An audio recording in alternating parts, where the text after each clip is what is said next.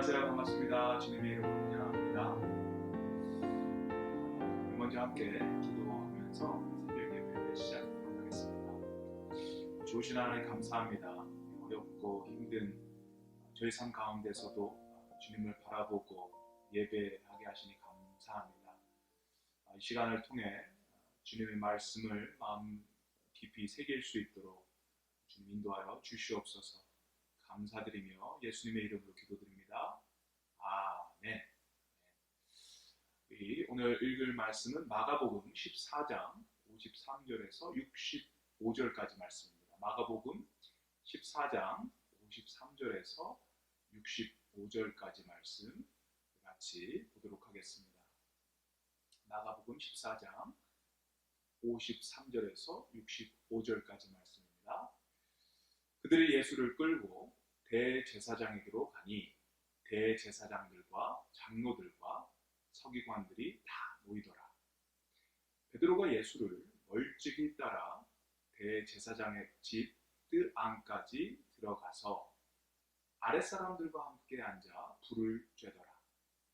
대제사장들과 온 공회가 예수를 죽이려고 그를 칠 증거를 찾되 얻지 못하니 이는 예수를 쳐서 거짓 증언하는 자가 많으나 그 증언이 서로 일치하지 못함이라.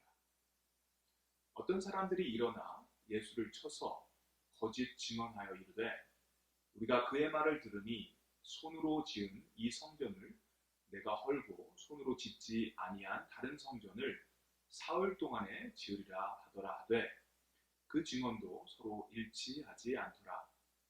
대제사장이 가운데 일어서서 예수에게 물어 이르되 너는 아무 대답도 없느냐? 이 사람들이 너를 치는 증거가 어떠하냐 하되 침묵하고 아무 대답도 아니하시거늘 대제사장이 다시 물어 이르되 내가 찬송받을 이의 아들 그리스도냐? 예수께서 이르시되 내가 그니라. 인자가 권능자의 우편에 앉은 것과 하늘 구름을 타고 오는 것을 너희가 보리라 하시니 대제사장이 자기 옷을 찢으며 이르되 우리가 어찌 더 증인을 요구하리요? 그 신성 모독하는 말을 너희가 들었도다. 너희는 어떻게 생각하느냐 하니 그들이 다 예수를 사형에 해당한 자로 정죄하고 어떤 사람은 그에게 침을 뱉으며 그의 얼굴을 가리고 주먹으로 치며 이르되 선지자 노릇을 하라 하고 하인들은 손바닥으로 치더라. 아멘. 대제사장과 서기관 그리고 장로들이 보낸 무리들에게 예수님이 붙잡히셨습니다. 무리들에게 끌려서 대제사장 집 앞마당까지 끌려가셨습니다. 그리고 거기서 유대인의 최고 법정기관인 산헤드린 공회 재판이 열리게 됩니다. 그런데 여기서 우리가 볼 수 있는 것은 이 재판 자체가 법적으로는 맞지 않는 불공평한 불법적인 재판이었습니다. 먼저 이때 시간이요 늦은 밤이었습니다. 어두운 밤에 일어난 재판입니다. 그 당시 법에는요 공회 재판은 밤에 할 수 없습니다. 낮에 해야만 합니다. 그게 법이었습니다. 그런데 그들은 그런 법을 무시하고 재판을 진행했습니다. 두 번째는 공회 재판은요 아무 데서나 열리지 않습니다. 산헤드린의 공식적인 장소에서 이 재판이 이루어져야 되는데 그것을 무시한 것입니다. 대제사장의 앞마당에서 이 재판을 진행합니다. 이것도 불법이죠. 세 번째, 예수님에게는 변호인이 없습니다. 아무도 그를 변호할 사람이 없어요. 재판을 할 때는 분명히 변호인이 있어야 됩니다. 그런데 변호인을 두지 않고 재판이 진행됩니다. 이것 역시 불법입니다. 네 번째, 거짓 증인들이죠. 예수님을 죄인으로 고발하기 위해서 증인들도 이들은 미리 준비해놨습니다. 근데 이 증인들이 아마 돈을 주고 고용한 사람들이었던 것 같습니다. 거짓 증인들입니다. 그래서 이들의 하는 말이 일치가 안 되죠. 말이 맞지가 않는 것입니다. 이것 또한 불법입니다. 재판이라는 것은 공정하게 이루어져야 되는 거죠. 그런데 이들은 불공정한, 불공평한 그런 재판을 하고 있습니다. 일단 예수님은 죄인이다라는 그 프레임을 걸고서 이 재판을 진행하고 있고요. 이들에게는 이미 예수님은 죽어야 되는 사람이다라는 결론을 가지고 이 재판을 하고 있는 것입니다. 이 모든 것이 그들의 악의적인 계획입니다. 그들의 목표는 하나입니다. 예수님을 죽이는 거죠. 예수님을 사형시키는 것. 그 목적을 이루기 위해서요. 이들은 수단과 방법을 가리지 않습니다. 대제사장들, 서기관들, 장로들. 이들은 유대인의 리더들입니다. 제일 먼저 법을 지켜야 하는 그런 사람들이죠. 그런데 그들이 먼저 법을 어깁니다. 불공정한 재판을 하고요. 거짓 증인을 세우고요. 모함을 하고 아무 죄도 없는 예수님을 죽이려고 이런 일들을 지금 하고 있습니다. 그런데 여기서 우리가 알아야 할 또 사실 하나가 있는데요. 이들이 아무리 예수님을 죽이고 싶어도 그 당시 법은 이들이 아무리 사형을 시키고 싶어도 사형을 시킬 수 없는 시스템이었습니다. 그들에게 예수님을 직접 사형을 집행할 그런 법적인 권한들이 없었습니다. 이유는 이 당시 이스라엘은 로마의 식민지였기 때문입니다. 사형 집행권은 이스라엘을 다스리는 로마 정권에게 있었습니다. 그래서 이들은 그런 권한이 없었어요. 예수님을 사형시키려면 여러 가지 순서들이 있었습니다. 그들의 마음대로 되지 않았습니다.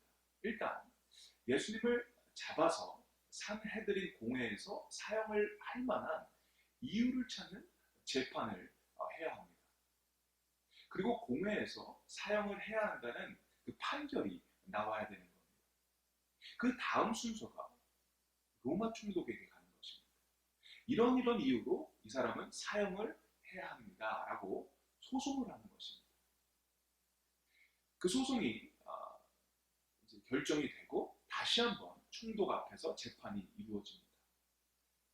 재판 후에 마지막 총독이 결정을 내리는 거예요. 아주 복잡한 그런 순서들이 있습니다. 그런 절차들이 있습니다.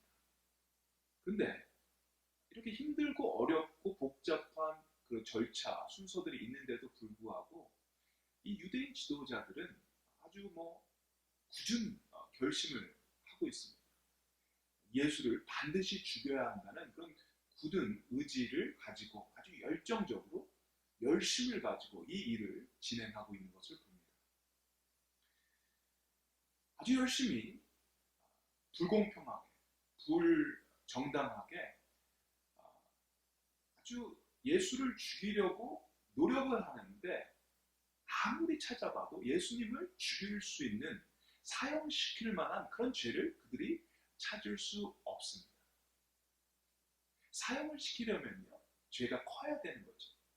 그냥 도둑질 조그만 거 훔친다고 해서 누구랑 싸움이 붙었다고 해서 사형을 시킬 수가 없는 거예요. 웬만한 잘못을 해서 웬만한 범죄를 저지르지 않고는 사형하기 어렵습니다.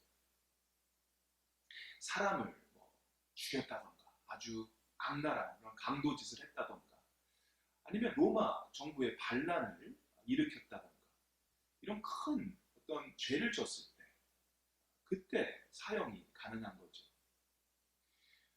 그런데 이들이 아무리 찾아봐도 예수님은 그런 일을 하시지 않으셨던 거예요. 도둑질, 강도, 누구를 해야 할 만한 그런 어떤 일들을 하지 않으셨습니다. 로마 정권에 대해서도 어떤 나쁜 말을 하지 않으셨어요. 그러니까 도덕적으로나 정치적으로나 예수님은 사형당할 일을 하지 않으셨습니다. 근데 이들이 찾고 찾는 것입니다. 억지로라도 한번 찾아보는 것입니다. 죽여야 되는 결말을 맺어야 되는 것입니다. 이유를 찾다가 이들이 마지막에 들고 나온 카드가 바로 신성 모독죄입니다. 이건 종교적인 범죄입니다. 61절에 대제사장이 예수님을 향해 이런 질문을 하죠. 61절입니다. 침묵하고 아무 대답도 아니하시거늘 대제사장이 다시 물어 이르되 내가 찬송받을 이의 아들 그리스도냐?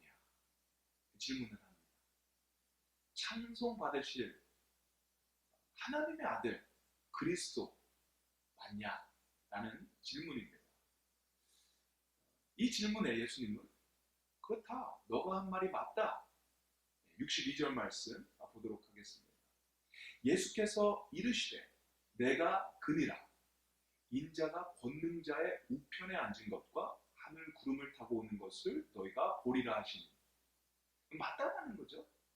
내가 바로 하나님의 아들. 내가 바로 그리스도다. 너희는 하나님의 오른편에 앉아있는 내 모습을 볼 것이다. 하늘 구름을 타고 오는 것을 너네들은 볼 것이다. 이렇게 말씀을 하십니다. 이 이야기를 듣자마자 대제사장이 한 일을 보면 옷을 찢는 것입니다. 도저히 이것은 용서할 수 없다. 이게 신성모독이다. 아주 화가 나는 것입니다. 아주 극적으로 화를 내는 그런 모습입니다. 하나님의 아들이라고 이야기한 것 때문에 화가 나는 것입니다. 그리고 이것이 신성모독죄에 해당이 돼서 그 자리에 있는 모든 유대 리더들이 만장일치로 예수님은 사형을 해야 한다고 결의를 합니다. 판결을 내립니다. 그러자마자 그 주변에 있던 사람들이 예수님을 향해서 침을 뱉고 얼굴을 때리고 뺨을 때리고 조롱을 하는 그런 모습을 보게 됩니다. 그런데요, 이 신성모독죄는 종교적인 죄입니다. 유대인들 안에서는 이것이 큰 죄가 될 수 있습니다. 하지만 로마 정권 안에서 이 죄는 죄가 될 수 없어요. 특별히 사형을 시킬 수 있는 죄는 될 수 없습니다. 그렇게 따지면요, 로마 사람들은 다 죽어야 되는 겁니다. 하나님을 안 믿잖아요. 우상을 섬기는 사람들이잖아요. 이방 사람들인데 로마 황제부터 죽어야 되는 거죠. 자기가 신이라고 얘기하니까요. 로마 사람들은 우상을 섬기는 사람들이고 하나님을 모독하는 그런 사람들입니다. 그렇기 때문에 이 사람들 다 죽어야 되는 겁니다. 이 사람들 다 신성 모독죄를 진 사람들입니다. 그런데 말이 안 되는 거예요. 이 사람들이 하다 안 되니까 억지로 이 죄를 갖다가 지금 여기 끼워 맞추는 그런 모습을 볼 수가 있습니다. 예수님은요, 정말 불공평한 그런 재판을 받으셨습니다. 그리고 사람들에게 침뱉음을 당하고 조롱을 당하고 구타를 당하고 결국엔 나중에 죽게 되시죠. 십자가에 달려서 죽게 되십니다. 왜 이들은 이렇게까지 예수님을 미워하고 이렇게까지 예수님을 죽이려고 하는 걸까요? 예수님을 모르기 때문에 예수님을 붙잡아 왔던 것이고 예수님을 모르기 때문에 이런 불법적인 불공정한 판결을 내렸던 것이고 예수님을 모르기 때문에 사람들이 침을 뱉고 조롱하고 구타를 했던 것이고 예수님을 모르기 때문에 사람들은 예수님을 십자가에 못 박았다라는 것입니다. 그들이 예수님을 몰랐기 때문에. 예수님을 모르면 그럴 수 있습니다. 예수님을 모르면 예수님을 핍박할 수 있고 교회를 핍박할 수 있고 예수님을 믿는 사람들을 괴롭힐 수 있어요. 예수님을 모르기 때문에. 하지만 예수님을 알면 그렇게 못합니다. 예수님이 정말 누군지 알면 그렇게 할 수 없습니다. 그렇다면 예수님은 누구십니까? 여러분, 예수님 누구세요?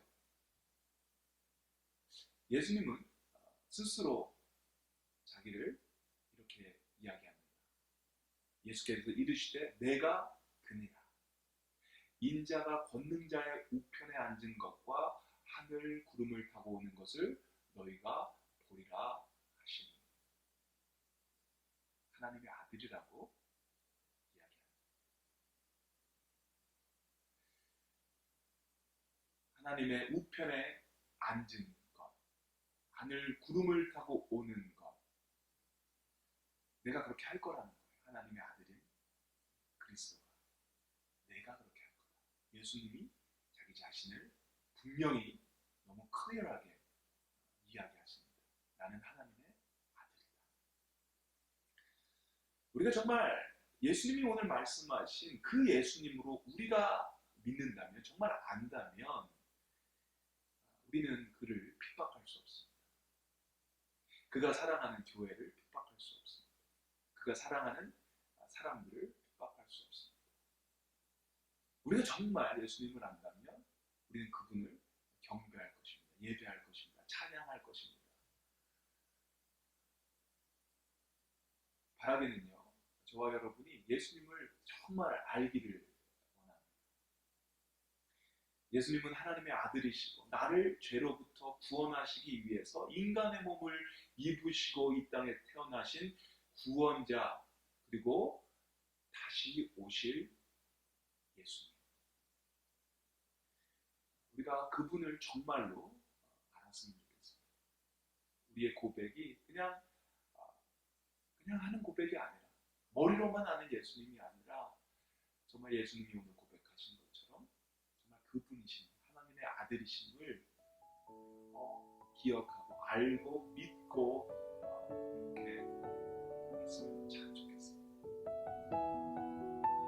예수님을 아시는